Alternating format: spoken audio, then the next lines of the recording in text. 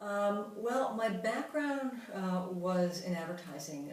I ran headed new business for ad agencies for a number of years. So I was an executive within the advertising industry and happy in it. And it was a creative field, which I was creative, so I was comfortable in it. But I found as I moved on that I just became more interested in more conscious-oriented, spiritually oriented practices and purposes, and I really felt that there was a way of integrating these more meaningful programs. I call them human technologies, which is wisdom, intuition, compassion, empathy, forgiveness, and gratitude. And they are technologies just like digital technologies, and when we learn to utilize them, they can be integrated into business initiatives, into consumer initiatives, into employee programs. And I began a consultancy, which I integrated sort of conscious business practices into traditional business. And I worked with companies that were primarily interested in some of the emerging conscious attributes. And then as it evolved, because this is a very evolutionary process, I started getting more involved with the actual consciousness of how people operate and people think. I met many people, and it was an incredibly exciting time because most people would like to get involved in the areas that I was working in, and I would sit with the CEOs and CMOs of Fortune 100 companies, and after explaining to them what consciousness was and how it would possibly influence their business, they became very excited, mostly because they saw it as something of the future, and that they could see that this was going to be important on a global basis to understand humanity in new ways, to be able to influence and be able to support them. From there, the shift into strictly communication was a little less evolutionary. My father got ill, and I spent a year taking care of him, and during that period of time I went down sort of a different rabbit hole, and when I came out I was a different person, and I wanted to really be of service to the world and really support other people that were going through difficult times, because I saw the changes that were coming on the planet. So I ended up writing my first book, which is a novel, but I call it conscious storytelling because it engages conscious frequencies along with the story and its messages to help transform the reader as they read the novel. So even though you're just reading a novel, you are also coming into your own heart and your own self and learning a lot about yourself. And I think we need to open people's hearts. We need to change the way that they believe about things, and to do that they have to actually first see that these things exist. I think the main ways that the work I do will impact the future is by providing communication tools and providing information for people that are looking to transform the way that they look at the world, transform their lives, and understand themselves more meaningfully so that they can participate in the world in a different kind of way. I'm a believer in that we need to engage in new kind of consciousness around the world, and we need to be more cooperative and collaborative and more vulnerable with each other. I think the struggle will be getting people to change the way that they think and open themselves up to new ideas, even though they may feel vulnerable about it.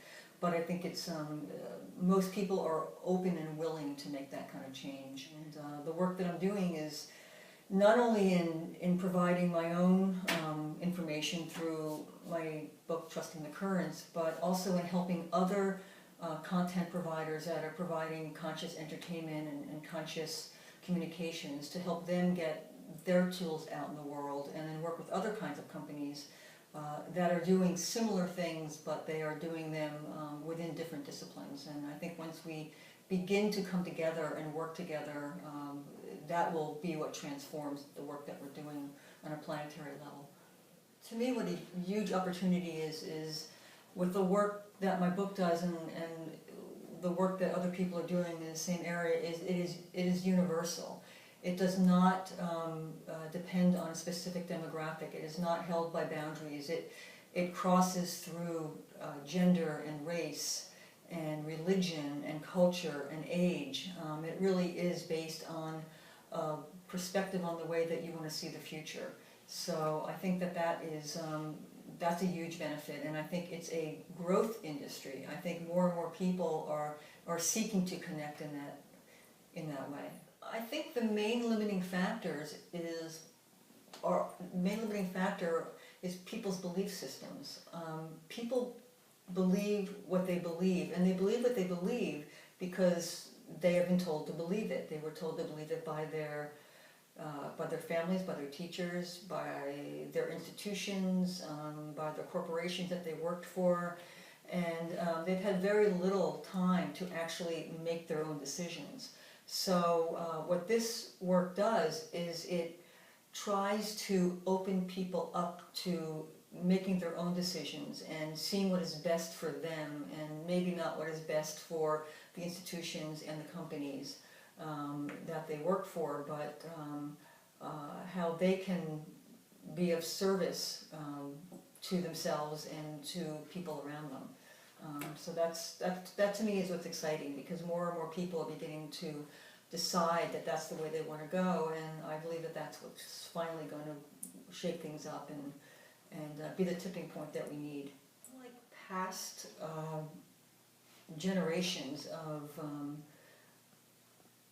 of new concepts and new ideas that got started, that began with leaderships, and these leaders then actually created things. I think we are moving into a less leadership-oriented world where everyone will become their own leader, and each of us will start collaborating with each other.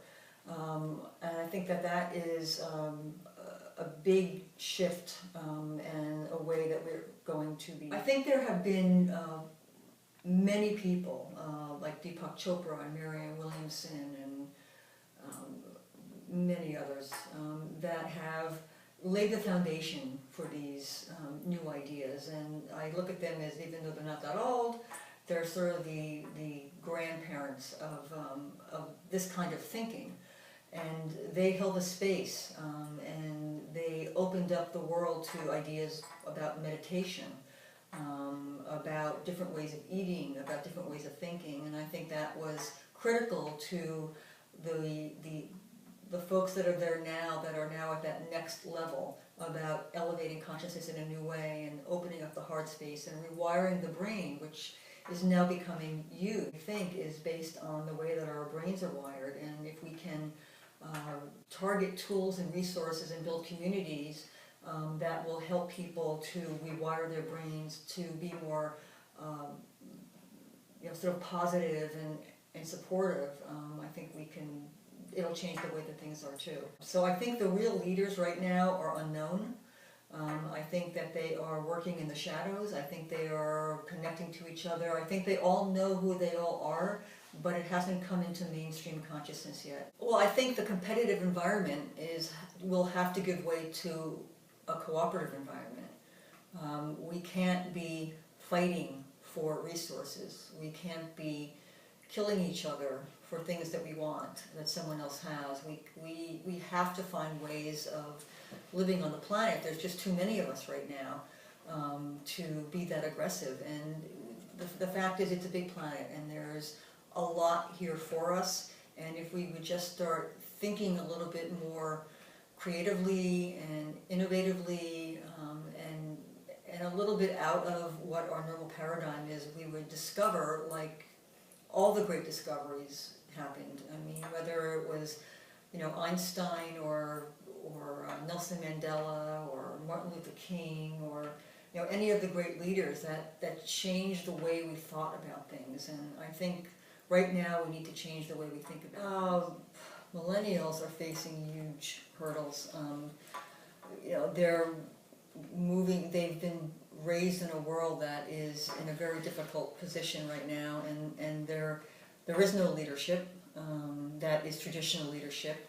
So they've had to kind of, stumble and bumble their way through.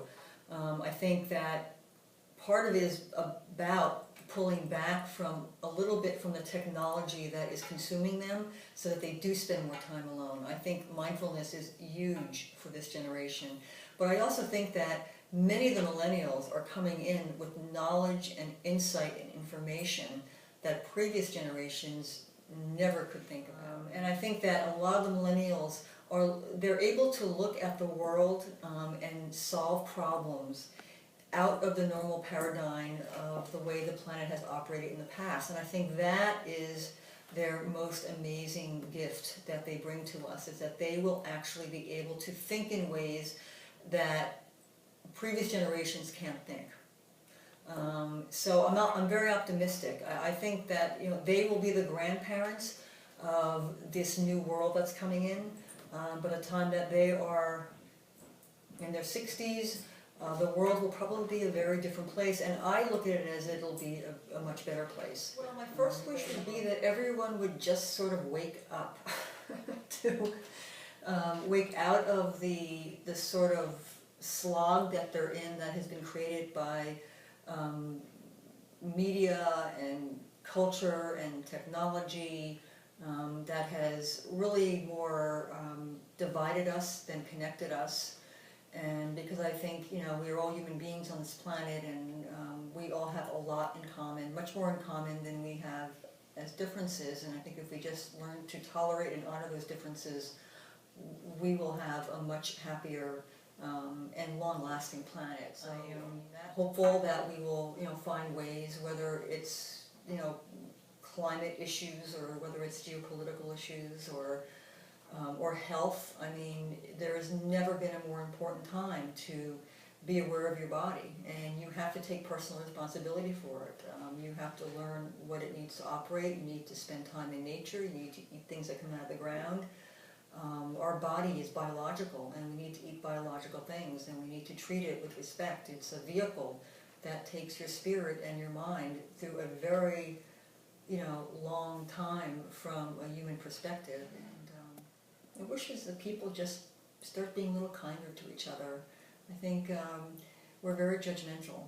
We judge ourselves and we judge others, and I know the word love gets bandied around a lot, but I think it's important that we start, feeling that for ourselves and for other people, because there's nothing better when you care about someone, and there's nothing better when you're kind to someone, and there's nothing better when you tolerate someone that has a very different point of view from you, and yet you find this thread of commonality that that binds you, and that gives you both hope that you can come to some kind of terms as you go forward. And I really would like to thank Choice of the Future. The work that you're doing is totally reflective of what I've spent most of my adult life working towards, even when I didn't know what I was working towards. The fact that you are trying to connect people, and you are trying to create this new economy and these new ways of thinking about all of our social structures, and I think most importantly that you're providing a platform for people that think like this and that want more information to connect on a global level, because we are all over the world.